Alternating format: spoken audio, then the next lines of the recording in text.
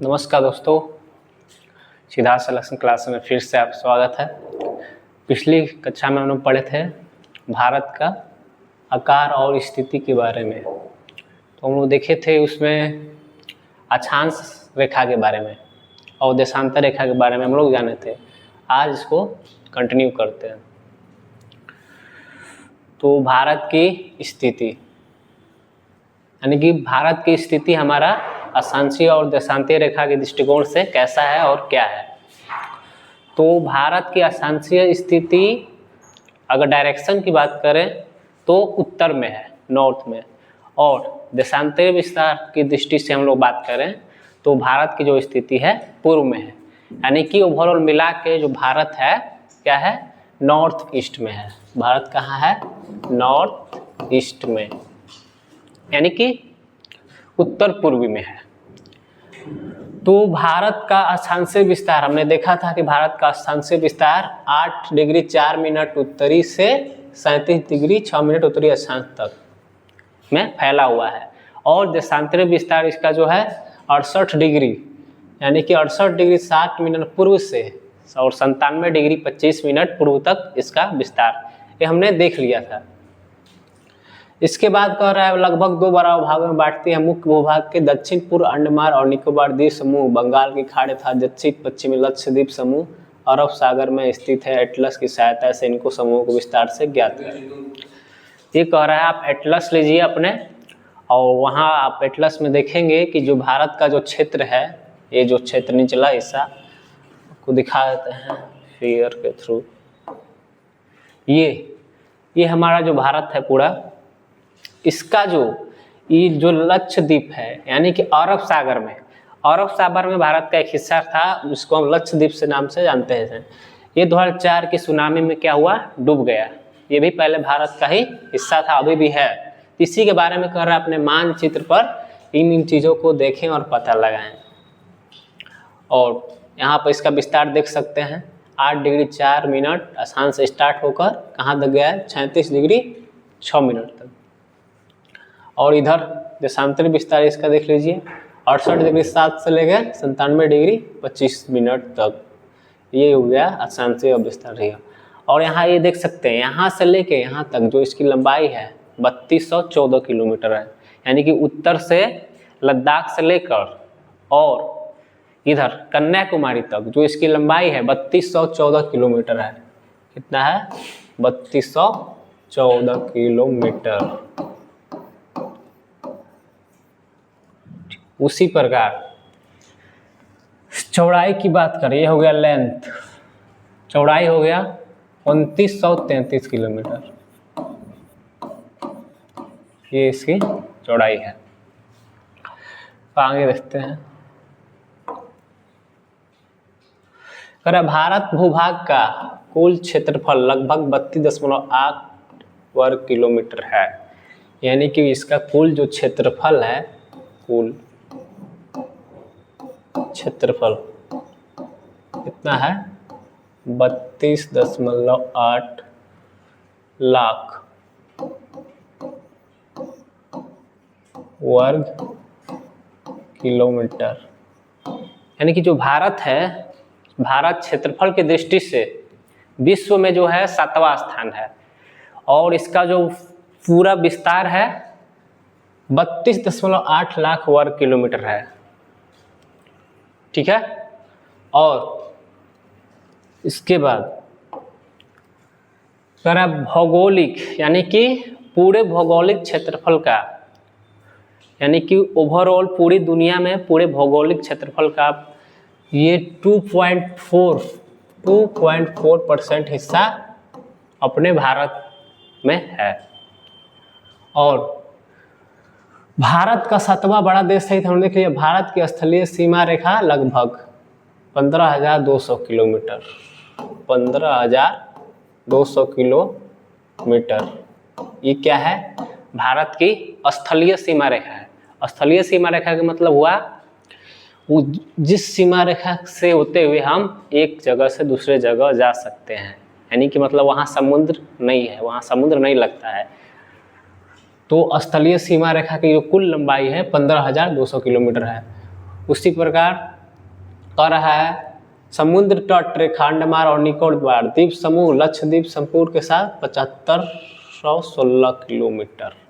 यानी कि अगर समुद्र वाला पार्ट भी हम लोग मिला लें, लक्षद्वीप वाला और इधर वाला, तो उसकी जो टोटल लंबाई हो जाएगी 7516 किलोमीटर हो जाएगी।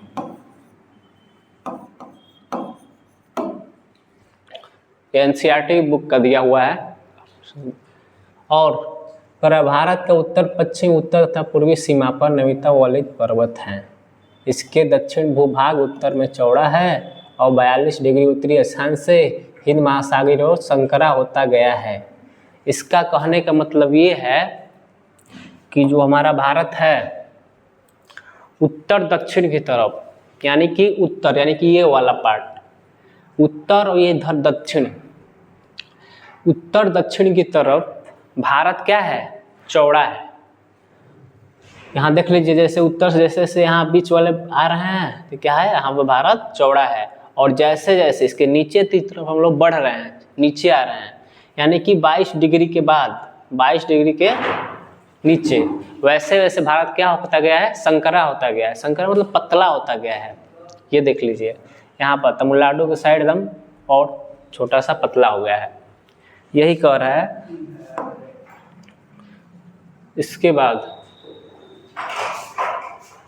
कह रहा है कि अक्षांश और देशांतर का विस्तार लगभग 30 डिग्री है, परंतु फिर भी पूर्व पश्चिम का विस्तार उत्तर दक्षिण की अपेक्षा कम प्रतीत होता है।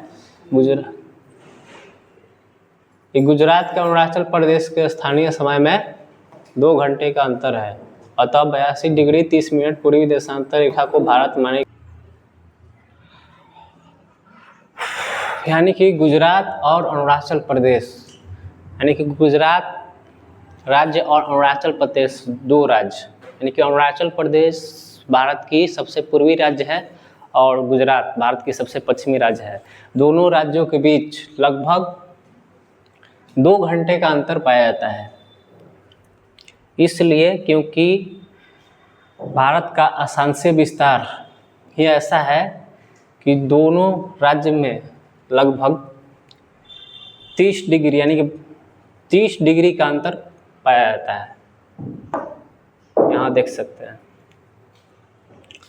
ये हो गया सबसे अरुणाचल प्रदेश सबसे उत्तर पूर्वी, और ये गुजरात यहाँ पर है। इसलिए पाया जाता है क्योंकि हमारा जो देशांतर रेखा है यहाँ शुरू होती है 68 डिग्री 7 मिनट से, 68 डिग्री 7 मिनट से शुरू होती है और चली जाती है 97 डिग्री 25 मिनट तक। अगर इन दोनों को डिफरेंस देखें तो लगभग आता है 30 डिग्री का अंतर आता है, और 1 डिग्री में 4 मिनट का अंतर पाया जाता है। 1 डिग्री में 4 मिनट का अंतर पाया जाता है। इसलिए 30 डिग्री में कितना हो गया, 3 चौके 12, 120 मिनट। 30 डिग्री में 120 मिनट, यानी कि जो अरुणाचल प्रदेश का समय है गुजरात के समय से 2 घंटा आगे चलता है। यानी कि अरुणाचल प्रदेश में सूर्योदय सबसे पहले होता है, यानी कि गुजरात से 2 घंटा पहले वहाँ पर सूर्योदय होगा। यानी कि कहने का मतलब अगर वहाँ पर सूर्योदय 6 बजे हुआ अरुणाचल प्रदेश में, तो गुजरात में 8 बजे सूर्योदय होगा।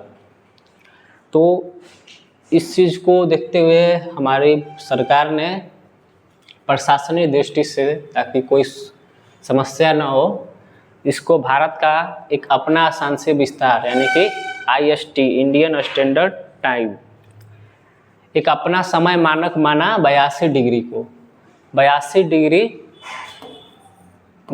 डिग्री 30 मिनट को, 82 डिग्री 30 मिनट को भारत बीचों बीच यह मानक या उत्तर समय इसको माना। ये 68 और 97 के बीचों बीच का है 82.5 डिग्री। इसको इसलिए माना गया ताकि पूरे भारत में जो हमारा टाइम समय है एक जैसा रहे। एक जैसा रहे मतलब हर जगह समय समान रहे, ताकि हर लोग अपने समय से ड्यूटी जा सकें या कुछ भी कार्य कर सकें। अगर भारत तथा विश्व, अरे भारतीय भूखंड एशिया महाद्वीप पूर्व और पश्चिम के मध्य में स्थित है। भारतीय भूभाग एशिया महाद्वीप का दक्षिणी विस्तार है। हिंद महासागर सागर जो पश्चिम से यूरोपीय देश और पूर्वी एशियाई देशों को मिलाता है, भारत को केंद्रीय स्थिति प्रदान करता है। देखिए पठार हिंद महासागर से और पश्चिम एशिया, अफ्रीका, यूरोप देशों के साथ पूर्वी एशिया देशों से पूर्वी तट मध्य से निकट संबंध बनाए हुए हैं। हिंद महासागर में किसी भी देश की तटीय सीमा भारत जैसा नहीं है, इसलिए भारत को महासागर का नाम हिंद महासागर रखा गया। ये कह रहा है भारत का जो अन्य देशों के साथ संबंध है वो प्राचीन समय से ही रहा है। प्राचीन समय से ही भारत अन्य देशों से व्यापार करता रहा है, स्थलीय मार्ग से और बाद में समुद्र मार्ग से। तो भारत का जो तटीय इलाका है वो हिंद महासागर की तरफ ज़्यादा है, मतलब ज़्यादा मात्रा में उस तटीय इलाका है, इसलिए हिंद महासागर को भारत के नाम पर उस महासागर का नाम रख दिया गया हिंद महासागर। और ये डाटा जो दिखा रहा है ये भारत यहाँ पे है, यानी कि 7वें नंबर पर। ये दिखा रहा है कि जो भारत है विश्व में क्षेत्रफल की दृष्टि से 7वें स्थान पर है, यानी कि पहले स्थान पर रूस है, फिर कनाडा है, फिर संयुक्त राज्य अमेरिका है, फिर चीन है, ब्राज़ील है, ऑस्ट्रेलिया है और 7वें नंबर पर क्या है, भारत है। और ये उनका प्रति लाख वर्ग किलोमीटर में क्षेत्रफल दिखाया गया है, 17.09 लाख वर्ग किलोमीटर। उस तरह कनाडा का 9.98 लाख वर्ग किलोमीटर, उसी प्रकार चीन का 9.60 वर्ग किलोमीटर, उसी प्रकार ब्राज़ील का, उसी प्रकार ऑस्ट्रेलिया का, उसी प्रकार भारत का। ये 2015 के यूनाइटेड नेशन का रिकॉर्ड है। इसके बाद यहाँ भारत का नक्शा है, इस पर पूरा डिनोट किया गया है। और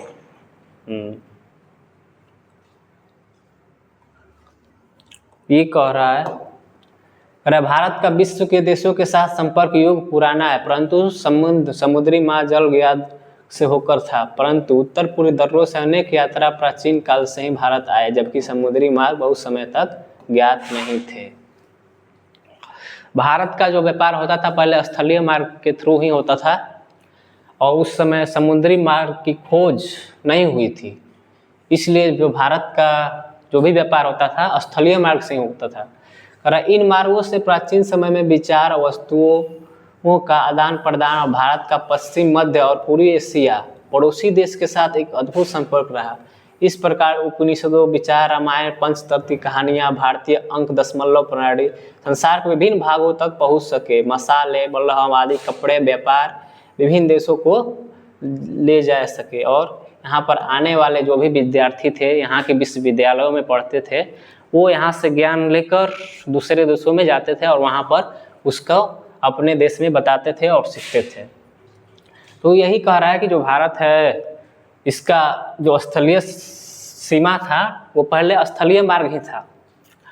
बाद में जब अंग्रेज लोग आए तो उस समय स्थलीय मार्ग अंग्रेज लोग के आने से, यानी कि लगभग 1498 में वास्को डी गामा जब आया था 1498 ने, तो उसने भारत की खोज किया था, भारत के समुद्री मार्ग का खोज किया था, क्योंकि कुछ राजा थे जो जीत करके जो स्थलीय मार्ग वाला जो रास्ता होता है उस पर कब्जा कर लिया और लोगों को व्यापार करने नहीं दे रहा था उस रास्ते से। तभी ब्रिटिश के जितने सारे देश थे कोई अन्य रास्ता खोजना स्टार्ट किया जो समुद्री मार्ग के खोज के स्वरूप निकलकर सामने आया। तो भारत के पड़ोसी देश, भारत का दक्षिण एशिया में एक महत्वपूर्ण स्थान है और भारत में 28 राज्य और 8 केंद्र शासित प्रदेश हैं। और भारत की भूमि की सीमाएं उत्तर पश्चिम पाकिस्तान और अफगानिस्तान के साथ, उत्तर में चीन, तिब्बत, नेपाल और भूटान के साथ, और पूर्व में म्यांमार और बांग्लादेश के साथ लगती है। भारत की भूमि जो सीमा है उत्तर पश्चिम में पाकिस्तान और अफगानिस्तान है, पाकिस्तान और अफगानिस्तान, और चीन और नेपाल उत्तर में, और भूटान ही साथ ही, तथा म्यांमार और बांग्लादेश नेपाल और महाराष्ट्र पूरब में स्थित है। यहाँ देख लीजिए फिगर में, यहाँ पर ये पाकिस्तान है और ये अफगानिस्तान है, और ये हो गया चीन, ये तिब्बत और ये नेपाल उत्तर में, और ये साथ भूटान हो गया, और ये इसके नीचे बांग्लादेश, पूरब में बांग्लादेश हो गया, ये म्यांमार हो गया, और ये चीन हो गया उत्तर में, और भूटान हो गया, नेपाल हो गया, और इधर पाकिस्तान हो गया और अफगानिस्तान, और नीचे नीचे भारत का समुद्री तट लगता है श्रीलंका के साथ, और इसके